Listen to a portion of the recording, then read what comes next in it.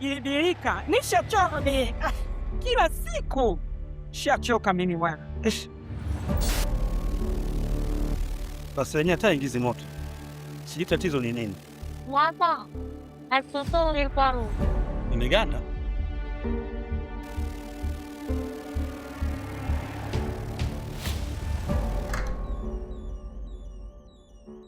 Wow.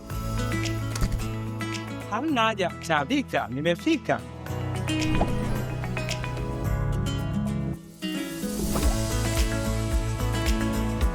Vilijenge vizuri. Hakika tumepata suluhisho. Suluhisho rahisi hivyo.